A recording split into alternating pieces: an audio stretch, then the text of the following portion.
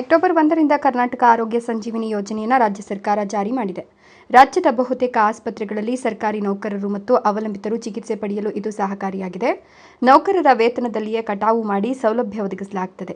ಸೌಲಭ್ಯ ಬೇಡ ಅಂದವರು ಲಿಖಿತ ಮನವಿ ಸಲ್ಲಿಸಿದರೆ ಅವರನ್ನು ಯೋಜನೆಯಿಂದ ದೂರ ಇಡಲಾಗುತ್ತದೆ. ನೌಕರರು ಮತ್ತು ಅವರ ಅವಲಂಬಿತ ಕುಟುಂಬದ ಮಾಹಿತಿ ನೀಡಿ ಆರೋಗ್ಯ ಸೌಲಭ್ಯ ಪಡೆಯುವಂತೆ ರಾಜ್ಯ ಸರ್ಕಾರ ನೌಕರರ ಸಂಘದ ಜಿಲ್ಲಾಧ್ಯಕ್ಷ ನಾರಾಯಣಸ್ವಾಮಿ ಹೇಳಿದರು.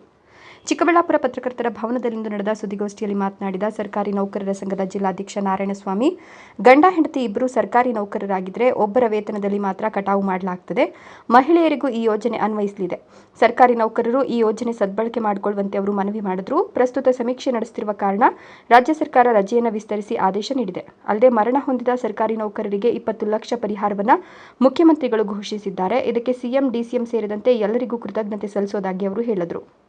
ಕರ್ನಾಟಕ ಆರೋಗ್ಯ ಸಂಜೀವಿನಿ ಯೋಜನೆ ಸರ್ಕಾರಿ ನೌಕರರಿಗೆ ಅನುಕೂಲವಾಗಲಿದೆ. ಈ ಯೋಜನೆಯಿಂದ ಸರ್ಕಾರಿ ನೌಕರ ಹಾಗೂ ಅವರ ಕುಟುಂಬದ ಅವಲಂಬಿತರಿಗೆ ಇದು ಹೆಚ್ಚು ಪ್ರಯೋಜನವಾಗಲಿದೆ. ಈ ಯೋಜನೆ ಜಾರಿಗೆ ತಂದ ಮುಖ್ಯಮಂತ್ರಿ ಸಿದ್ದರಾಮಯ್ಯ, ಉಪಮುಖ್ಯಮಂತ್ರಿ ಡಿಕೆ ಶಿವಕುಮಾರ್ ಹಾಗೂ ಜಿಲ್ಲಾ ಉಸ್ತುವಾರಿ ಸಚಿವ ಡಾ ಎಂಸಿ ಸುಧಾಕರ್ ಅವರಿಗೆ ಕೃತಜ್ಞತೆ ತಿಳಿಸುವುದಾಗಿ ಸರ್ಕಾರಿ ನೌಕರರ ಸಂಘದ ಜಿಲ್ಲಾಧ್ಯಕ್ಷರು ಹೇಳಿದ್ದಾರೆ.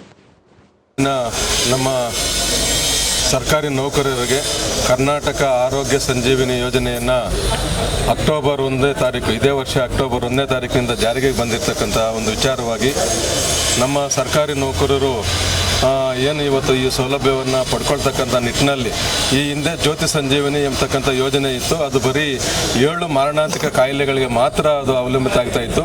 ಈಗ ಪ್ರತಿಷ್ಠಿತ ಮತ್ತು ಬೇರೆ ಬೇರೆ ಎಲ್ಲ ರಾಜ್ಯದ ಕೆಲವು ಸರ್ಕಾರಿ ಮತ್ತು ಬೇರೆ ಬೇರೆ ಆಸ್ಪತ್ರೆಗಳಲ್ಲಿ ಆಯ್ಕೆ ಮಾಡಿಕೊಂಡು ಆ ಆಯ್ಕೆ ಆಗಿರ್ತಕ್ಕಂಥ ಆಸ್ಪತ್ರೆಗಳಲ್ಲಿ ನಮ್ಮ ಸರ್ಕಾರಿ ನೌಕರರು ಮತ್ತು ಅವರ ಕುಟುಂಬಸ್ಥರು ಅವಲಂಬಿತರು ಉಚಿತವಾಗಿ ಚಿಕಿತ್ಸೆಯನ್ನು ಪಡಿತಕ್ಕಂಥ ನಿಟ್ಟಿನಲ್ಲಿ ಈಗಾಗಲೇ ಪೊಲೀಸ್ ಇಲಾಖೆಯಲ್ಲಿ ಆ ಮಾದರಿಯಲ್ಲಿ ಜಾರಿಯಲ್ಲಿದೆ.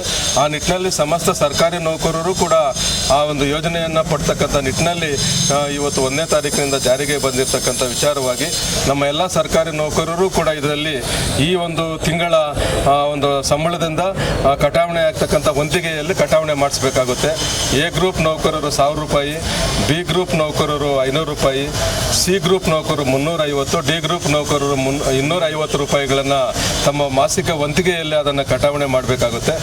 ಆ ಕಟಾವಣೆ ಮಾಡಿರ್ತಕ್ಕಂತಹ ನೌಕರರಿಗೆ ಮಾತ್ರ ಆ ಒಂದು ಸೌಲಭ್ಯ ಇರುತ್ತೆ, ಬೇರೆಯವರಿಗೆಲ್ಲನೂ ಕೂಡ ಸೌಲಭ್ಯ ಇರೋದಿಲ್ಲ. ಯಾರಾದರೂ ನಮಗೆ ಆ ಸೌಲಭ್ಯ ಬೇಡ, ಅದರಲ್ಲಿ ನಾವು ಒಳಪಡೋದಿಲ್ಲ ಅಂತಂದಾಗ ಇದೇ ತಿಂಗಳು 18ನೇ ತಾರೀಕು ಆ ಬಟವಾಡೆ ಅಧಿಕಾರಿಗಳಿಗೆ ಅವರು ತಮ್ಮ ಲಿಖಿತವಾಗಿ ಅವರು ತಮ್ಮ ಮನವಿಯನ್ನು ಸಲ್ಲಿಸಬೇಕು. ಎಲ್ಲರೂ ಕೂಡ ಸಲ್ಲಿಸೋ ಅವಶ್ಯಕತೆ ಇರೋದಿಲ್ಲ. ಯಾರಿಗೆ ಇಚ್ಛೆ ಇಲ್ವೋ ಅವರು ಮಾತ್ರ ಒಂದು ಮನವಿಯನ್ನು ಸಲ್ಲಿಸಿದ್ರೆ ಮಾತ್ರ ಅದನ್ನು ಆ ಯೋಜನೆಗೆ ಒಳಪಡಿಸೋದಿಲ್ಲ, ಮಿಕ್ಕಿದವ್ರಿಗೆಲ್ಲನೂ ಕೂಡ ಒಳಪಡಿಸ್ತಾರೆ. ಮತ್ತು ನೌಕರರು ತಮ್ಮ HRMS ಅಲ್ಲಿ ಅವರ ಮತ್ತು ಅವರ ಅವಲಂಬಿತರ ಒಂದು ಮಾಹಿತಿಯನ್ನು ಆಧಾರ್ ಕಾರ್ಡಿಂದ ಹಿಡಿದು ಫೋಟೋಯಿಂದ ಹಿಡಿದು ಎಲ್ಲವನ್ನೂ ಕೂಡ ಅವರು ಏನು ಕೇಳಿದ್ದಾರೆ ಇಲಾಖೆ ಅದನ್ನು HRMS ಅಲ್ಲಿ ಅಪ್ಲೋಡ್ ಮಾಡಬೇಕಾಗುತ್ತೆ ವಿಶೇಷವಾಗಿ. ಯಾಕಂದರೆ ನಾವು ವಂತಿಗೆ ಕಟ್ ಮಾಡಿಸಿದ್ದೀನಿ, ನನಗೆ ಅದು ಅವಲಂಬಿತ ಆಗ್ತದೆ ಎಂಬತಕ್ಕಂಥದ್ದು ತಪ್ಪಾಗುತ್ತೆ. ನೌಕರರು ಅವರ ಅವಲಂಬಿತರು ಯಾರ್ಯಾರು ಇರ್ತಾರೆ ಅವರೆಲ್ಲರದ ಒಂದು ಮಾಹಿತಿಯನ್ನು ಕೂಡ HRMS ಅಲ್ಲಿ ಫೀಡ್ ಮಾಡಿದಾಗ ಅವ್ರಿಗೇನಾದರೂ ಅನಾರೋಗ್ಯ ಉಂಟಾದಾಗ ಆಸ್ಪತ್ರೆಯಲ್ಲಿ ಅದನ್ನು ಕನ್ಸಿಡರ್ ಮಾಡ್ತಾರೆ, ಅವರಿಗೆ ಅನುಕೂಲವನ್ನು ಮಾಡ್ತಾರೆ. ಆ ನಿಟ್ಟಿನಲ್ಲಿ ಅದು ಒಂದು ಯೋಜನೆ ಆಗಿದೆ.